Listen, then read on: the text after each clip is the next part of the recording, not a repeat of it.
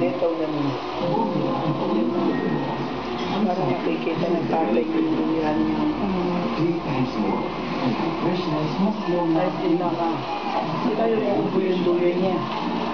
Pagdating doon, alam niyang gayahin niya sa Kailangan malayo para makita yung duyan. Dito mo. Nagbibigyan. Ayan. Ito yung laruan niya. Ito ilayo ko. Ayan, nakaluyan siya. Laruan niya yan. Yan, pag nakadilat siya, makikita niyo yung laruan niya. Tulog pa lang.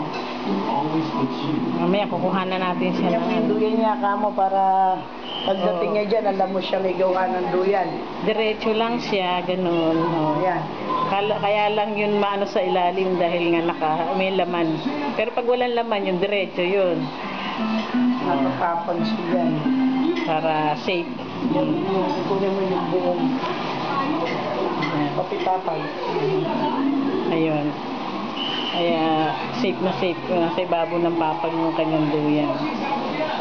Ako nakatali lang sa papag yan. Ayan, no, yung isang dulo, katali lang sa dingding. Tapos yung isa, yun, sa ano ng papag lang.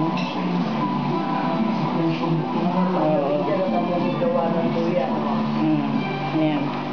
Pero pag hindi nakasakay si Ella, diretso yun. Walang nakaano sa ilalim. Tayo mo yung video na kunin papag. Yun, ganyan.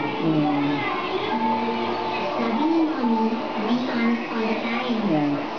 Tulog siya ngayon. Kinuha na lang namin yung yung forma ng duyan para daw makita mo.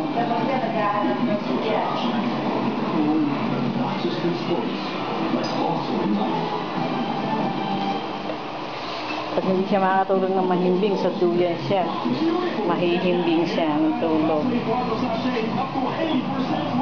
Mamaya pag-gising niya, kukuhanan ulit namin siya.